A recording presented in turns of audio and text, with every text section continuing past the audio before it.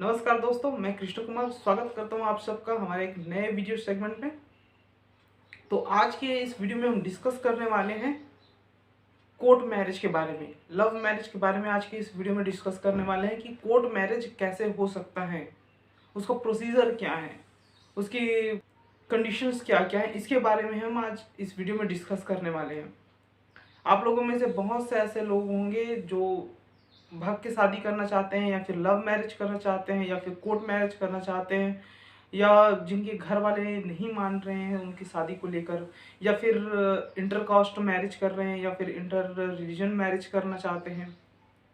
लेकिन ऐसे में घर वाले इजाज़त नहीं देते, घर वाले नहीं मानते उस लड़की या लड़के से शादी करने के लिए। तो ऐसे में आपका एक सहारा होता है कानून, क्योंकि कानून एक ऐसा चीज़ है जो आपकी शादी भी कराता है और आपको प्रोटेक्शन भी देता है इन सब चीज़ों से, इन सब मैटर से। अगर आपके घर वाले नहीं मान रहे हैं, या फिर आप इंटर कास्ट मैरिज कर रहे हैं, इंटर रिलीजन मैरिज कर रहे हैं, तो इसमें आपको कानून प्रोटेक्शन करता है, उसको प्रोटेक्ट कानून करता है आपको। और इसी कानून के दम पर आप, इसी कानून से आप शादी भी कर सकते हैं, मैरिज भी कर सकते हैं।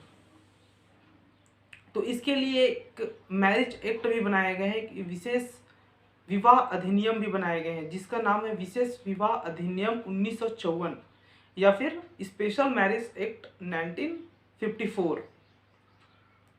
तो ये वो एक्ट हैं जिसके तहत रहकर आप एक प्रेम विवाह कर सकते हैं, या फिर कोर्ट मैरिज कर सकते हैं, लव मैरिज कर सकते हैं, या फिर इंटर कास्ट मैरिज कर सकते हैं, या फिर इंटर रिलीजन मैरिज कर सकते हैं। इस नियम के अकॉर्डिंग या इस कानून के अकॉर्डिंग आप शादी कर सकते हैं, उसमें आपको कोई दिक्कत नहीं होगी। तो चलिए दोस्तों, डिस्कस करते हैं कि इंटर कास्ट मैरिज या लव मैरिज या फिर कोर्ट मैरिज कैसे करते हैं, उसका प्रोसीजर क्या है, उसका कंडीशंस क्या क्या है, इसके बारे में आज डिस्कस करते हैं।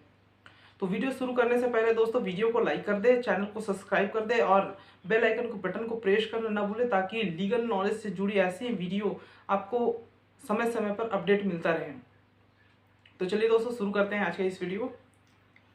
तो सबसे पहले तो आप अगर शादी करते हैं, लव मैरिज करते हैं या फिर कोर्ट मैरिज करते हैं, तो वो आप स्पेशल मैरिज एक्ट 1945 के अकॉर्डिंग, उसके तहत ही करते हैं।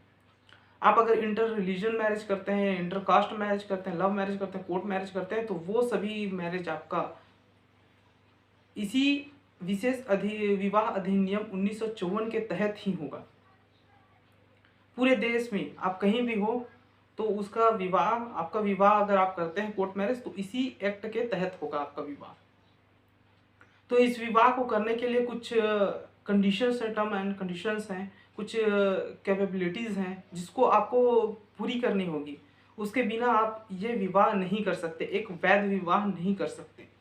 तो चलिए अब बात कर लेते हैं उस कंडीशंस के बारे में, उस रिक्वायरमेंट्स के बारे में कि क्या क्या रिक्वायरमेंट्स हैं। तो सबसे पहले रिक्वायरमेंट तो ये है दोस्तों कि आप एक केपेबल पर्सन हो, एक साउंड माइंड पर्सन हो। साउंड माइंड कहने का मतलब आप दिमाग से या दिमागी तौर पर बीमार ना हो, जैसे पागल हो जाता है इस तरीके से दिमागी तौर पर बीमार ना हो। वो स्वतंत्र रूप से अपना डिसीजन सुना सकता है, अपना डिसीजन ले सकता है, एक ऐसा व्यक्ति हुआ। उसके बाद आप जब शादी के लिए कंसेंट दे रहे हैं, तो शादी के लिए कंसेंट जब दे रहे हैं तो उस समय आप स्वस्थ चित्त हो, साउंड माइंड हो, या फिर आपका जो कंसेंट रहेगा, आपका जो सहमति रहता है वो फ्री होना चाहिए, किसी के दबाव में आकर नहीं होना चाहिए। किसी के दबाव में आकर या फिर किसी लड़के या लड़की के दबाव में आकर आपका कंसेंट नहीं होना चाहिए, एकदम फ्री कंसेंट होना चाहिए। तीसरा होता है कि लड़के का उम्र 21 साल या उससे अधिक हो और लड़की की उम्र 18 साल या उससे अधिक हो, उससे कम नहीं होनी चाहिए। तब आप शादी के लिए अपना रिक्वायरमेंट फुलफिल करते हैं। शादी के पार्टीज में, शादी में दो पार्टीज होते हैं, ब्राइड एंड ग्रूम्स। एक हस्बैंड एक वाइफ जो बनने वाली होते हैं, तो लड़के और लड़की पक्ष दो पार्टीज होते हैं। तो दोनों पार्टीज में से किसी का भी पहले विवाह नहीं हुआ होना चाहिए, या वो पहले विवाहित नहीं होना चाहिए। अगर वो पहले विवाहित हैं तो उसकी पति या पत्नी, जो पहले पति या पत्नी है, वो उस समय, जिस समय वो विवाह के लिए आवेदन कर रहे हैं, उस समय जीवित नहीं होना चाहिए। या फिर अगर विवाह हो चुका है और उसकी पति या पत्नी जीवित है, तो वो वैध विवाह नहीं होना चाहिए, यानी कि तलाक हो चुका हो, तो आप इस विवाह के लिए आवेदन कर सकते हैं। और उसके साथ ही आप प्रोहिबिटेड रिलेशनशिप में ना हो, निषिद्ध रिलेशनशिप में ना हो। निषिद्ध रिलेशनशिप का मतलब होता है जैसे भाई बहन का रिश्ता ना हो, कज़न ना हो, या फिर मेरा चचेरा भाई बहन ना हो। इस तरह से जो प्रोहिबिटेड रिलेशनशिप है उसमें ना हो। तो ये सभी आपके कंडीशंस हैं। अगर कोई धर्म या जाति या उस जाति के कस्टम जो रिवाज हैं वो किसी तरीके से इन रिलेशनशिप को मंजूरी देता है, तो उसमें आपके शादी हो सकती है कुछ कंडीशंस में। तो आप विवाह के लिए आवेदन कहाँ कर सकते हैं? तो विवाह के लिए आवेदन आप जिले के विवाह अधिकारी से या फिर मैरिज रजिस्ट्रार के पास लिखित में आवेदन कर सकते हैं। तो हर एक जिले में एक विवाह अधिकारी या मैरिज रजिस्ट्रार या मैरिज ऑफिसर होते हैं, तो उनके पास जाकर आप अपना एक लिखित नोटिस दे सकते हैं, एक आवेदन प्रस्तुत कर सके समक्ष। तो जो प्रार्थना पत्र होगी उसको आप खुद जाकर, दोनों पार्टीज फिजिकली अपीयरेंस देकर वहाँ पास नोटिस को सबमिशन करेगी मैरिज ऑफिसर के पास में। यहाँ पास कोई ऑनलाइन का सिस्टम नहीं है, आपको स्वयं वहाँ पास जाकर ये आवेदन देना होगा। उसके साथ ही आवेदन देते समय आप जिस जिले में आवेदन कर रहे हैं विवाह के लिए, उस जिले में कम से कम 30 दिन तक पहले ही निवास कर चुके हो। चाहे आप दोनों पार्टीज ही निवास किए हो, या फिर पार्टी के एक जो पार्टी है उसमें से एक ही व्यक्ति वहाँ निवास किया हो।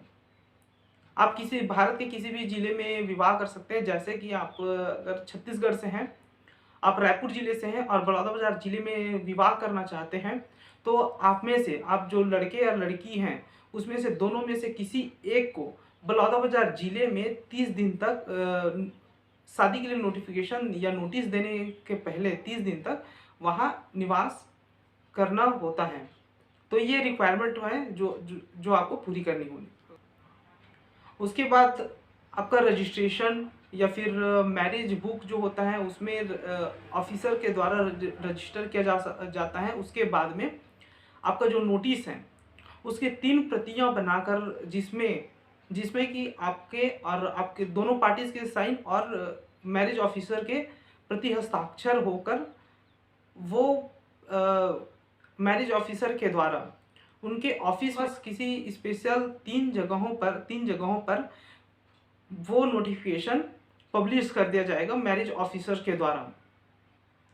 तो मैरिज ऑफिसर के द्वारा ये जो मैरिज के लिए जो नोटिफिकेशन है उसको पब्लिश करने के 30 दिन के भीतर ऑब्जेक्शन होता है, तो वो चाहे वो कोई भी व्यक्ति ऑब्जेक्शन कर सकते हैं आपके शादी के विरुद्ध, आपके मैरिज के विरुद्ध अगेंस्ट कोई भी व्यक्ति ऑब्जेक्शन दे सकता है। तो उसको ऑब्जेक्शन 30 दिनों के भीतर देना होता है। अगर कोई व्यक्ति ऑब्जेक्शन देता है, कोई व्यक्ति आपके शादी के विरुद्ध, आपके मैरिज के विरुद्ध ऑब्जेक्शन देता है, तो उस पर मैरिज रजिस्ट्रार जो है, मैरिज ऑफिसर जो है, विवाह अधिकारी जो है, वो उसमें 30 दिनों के भीतर उसमें कार्यवाही करेगी और उसकी छानबीन करके ये पता करेगी कि वो जो ऑब्जेक्शन लगाए गए हैं क्या वो सही हैं। अगर ऑब्जेक्शन सही पाए जाते हैं तो विवाह को रद्द किया जा सकता है या विवाह को रद्द किया जाता है, जिसको 30 दिन के भीतर आप उस ऑब्जेक्शन के विरुद्ध अपील भी कर सकते हैं। तो ये अधिकार आपके पास होता है कि आप अपील कर सकते हैं उस ऑब्जेक्शन के विरुद्ध।